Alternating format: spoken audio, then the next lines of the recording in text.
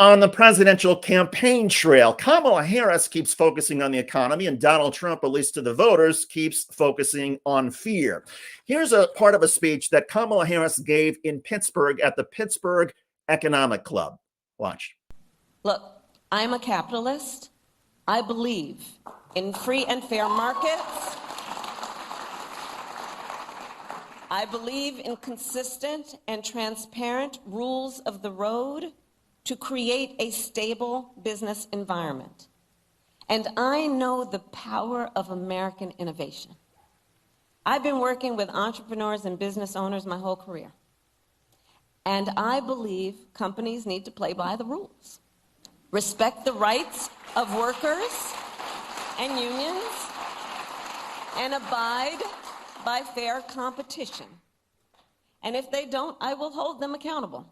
So not only was Kamala Harris well received at the Pittsburgh Economic Club, and you can hear the applause, she was also very well received on Wall Street. A number of investors, a number of stock analysts who saw her remarks expressed their sort of satisfaction in what she said. Because remember, the portrayal of Kamala Harris from the Republicans has been, oh, she's a socialist, she's a communist, she wants to gut the capitalist system. And there's Kamala Harris said, no, I believe in capitalism. I believe that the entrepreneurial spirit should be alive and well in America. She just wants to make sure that corporations and big companies don't have an unfair advantage over the rest of us. That's why she's talking about going after corporate greed and trying to target price gouging. And there's some progressives who hope that she goes even further and raises the corporate tax rate and tries to make it very clear to corporations that your days of getting essentially government welfare and getting all sorts of breaks that the rest of us don't get, those days are over. And oh, by the way, if you're a big corporation, a big energy company, and you pollute our environment, instead of it being able to do that for free, as they've been able to do for so many years, now you're going to have to pay. That's the hope in terms of where progressives are with Kamala Harris. But at the moment, she's trying to portray herself as somebody who can be relied upon to protect the capitalist system, to help small businesses. She rolled out a plan a few weeks ago in which somebody who starts a new small business will get a $50,000 tax credit instead of the $5,000 that exists now. Small business owners, people love that. Wall Street loves that because it'll spur more small businesses and encourage people to take more risks and chances to start up businesses. So she's doing all the right things in terms of the economy. And her focus on the economy is making a difference because the polls suggest, and we're going to get to those in just a moment, that she's gaining ground on economic issues, particularly in the swing states. Now, contrast Kamala Harris talking with details about her plans and talking about the economy. Contrast that with Donald Trump, who is talking more in generalities and focusing on fear in his speeches. Donald Trump says we should be very, very afraid of Haitian migrants and immigrants who are crossing the border illegally. And by the way, the Haitians are here legally, but Donald Trump is portraying this as lawlessness and crime and chaos, and we should all be terrified. Here's what Donald Trump said to an audience in Pennsylvania, again, about Haitian immigrants. Watch. Not far from here, the 4,000 person town of Charleroi. Do people, you know, Charleroi. In Charleroi, Pennsylvania, has seen a 2,000% increase in the population of their town. Do you know that, right?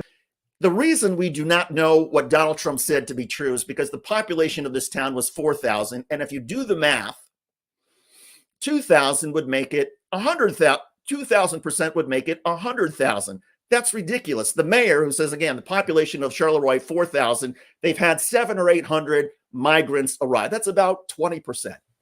That's very different from 2,000%. And by the way, the migrants were asked to come to Charleroi by a local packaging factory, which needed the labor, and went to an employment agency and said, we need some help. And the employment agency encouraged the Haitians, many of them from Florida, to move to Charleroi, Pennsylvania, where the cost of living is less and where there's guaranteed work. And all these Haitians are in Charleroi legally. They are lawfully here in the United States, but not according to Donald Trump. He and J.D. Vance say, oh, no, these are undocumented migrants. No, they're not. And everybody in Charleroi says they are credited with providing something of an economic resurgence in the town because a lot of people left the town over the last 10 years. There are a lot of vacant houses that are now being occupied by these Haitian immigrants who are, in addition to working in the factory, they're starting businesses. And so the town is thriving economically. Now, some people may not like the fact that 20% of the population now in Charleroi consists of Haitian immigrants who have a different skin color than most of the people in Charleroi. But there's nothing, but that gets to the racism that Donald Trump is trying to play on. And it's racism that Donald Trump is trying to turn into fear. His campaign is based on fear that crime is going way up, even though the FBI crime statistics say we have the lowest crime rates now in 50 years, and that violent crimes went down 3% this year compared to last year, that murders went down 11%. But Donald Trump doesn't want to accept facts. He wants everybody to be terrified and to think that because of Democrats, we have mass chaos, we have lawlessness, and we should be terrified just to live in our homes and to walk the streets. And as part of that message, Donald Trump is now trying to make it a central theme of his appeal to women, where Donald Trump, according to polls, is losing women voters by 10 percentage points or so. So Donald Trump is now trying to explain to women that they don't have to be fearful if he's the president of the United States. So to the great women of our country, you will be protected and I will be your protector. Women will be happy, healthy, confident, and free. You will no longer be thinking about abortion. So all they talk about abortion. You will no longer have anxiety from all of the problems our country has today.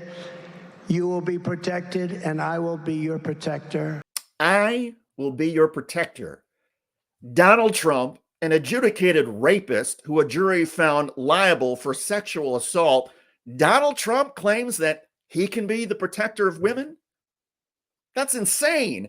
And oh, by the way, I think most women in this country have not forgotten that it was Donald Trump's Supreme Court justices who a couple of years ago got rid of Roe versus Wade, which, in other words, they got rid of federal protections for abortion rights. And now you have some states across the United States where if you're 6 week pregnant, you're out of luck in terms of terminating the pregnancy. You have to go to another state. Well, how does eliminating women's reproductive rights make them safer? How does Donald Trump claim to be the protector given his record? This isn't about policy for Donald Trump, obviously. It's about politics, because Donald Trump has been told you're losing women very badly. We need to say something. And so Donald Trump comes up with this cockamamie nonsense that he's going to be the protector, not because he actually would be the protector if he's in office, but because this is transactional for him. He needs women's support in order to win this election, which he's losing right now. And so he says this crazy nonsense to try to convince at least some women, hey, I'm a nice guy, you can trust me. But what's really going on, in my view, is that this is sort of, Donald Trump has become sort of like the abusive boyfriend or husband. And that is, an abusive boyfriend or husband, from what everything that I've sort of read, will sort of play on people's insecurities, play on women's insecurities, diminish their confidence, portray the world as terrible, and me, the husband, the boyfriend, we're the only one that can protect you. And it goes on and it goes on. And instead of showing women respect, the abusive boyfriend or husband demeans them and talks down to them. Who talks to women the way Donald Trump just spoke to women in that speech? In my view, people who don't have much regard for women. And so Donald Trump is, in my view, like that sort of abusive husband or boyfriend, but the end is inevitable. In most cases, that boyfriend gets dumped.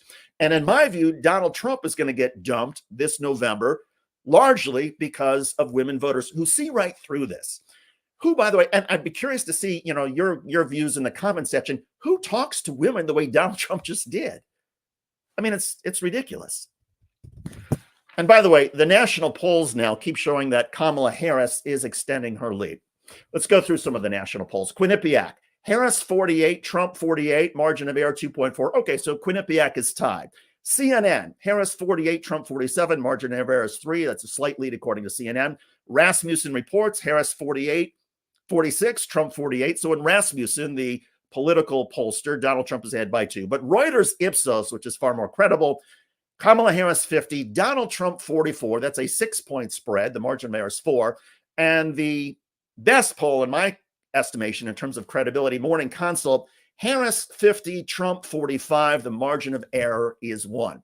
And she's winning on the margin of who cares about people like me, which is an important index. President Trump carried that issue, for example, in 2016. People thought he cared more about people like me than Hillary Clinton did. So we're just going to see a battle on this. Trump is going to push the issues. She's going to push the character and try and diminish his advantage on the issues.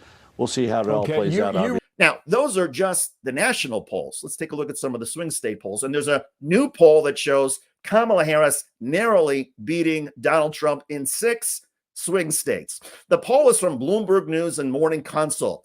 Nevada, Kamala Harris +7. Pennsylvania, Harris +5. Michigan, Harris +3. Wisconsin, Harris +3. Arizona, Harris +3. Georgia, even. Donald Trump and Kamala Harris both at 49. North Carolina, Harris +2. North Carolina is a state where Lieutenant Governor Mark Robinson is running for governor, and his campaign has imploded with the revelations, the allegations that he was on various porn sites 10 years ago. He referred to himself as a black Nazi. He had all sorts of things that we cannot print or cannot say on a broadcast. He claims that the allegations are untrue, that he's going to take legal action against CNN. Well, what's been so interesting is that Donald Trump was asked about, let's see if this will work. Donald Trump was asked about Mark Robinson. Are you going to pull your endorsement of Mark Robinson? I don't know the situation. Do you believe that you... Really? Donald Trump says he doesn't know what's going on with Mark Robinson, even though he endorsed Mark Robinson. He could take his endorsement away, but that would guarantee that the Democrats would win the governor's seat, and it might also depress Republican turnout in North Carolina because they figure, oh, the race is over, at least at the gubernatorial race, and people who may not care about the presidential race and are voting because of other offices might not show up. The fact that Donald Trump is having to deal with this, though, could cost him North Carolina. And keep in mind, if Donald Trump loses North Carolina and those electoral votes, which were widely expected to go to Kamala Harris, even the Harris campaign was not expecting to be super competitive there. If she wins North Carolina, this race is over, and it starts to get into landslide territory for Kamala Harris. That's how significant North Carolina is. It is must win for Donald Trump.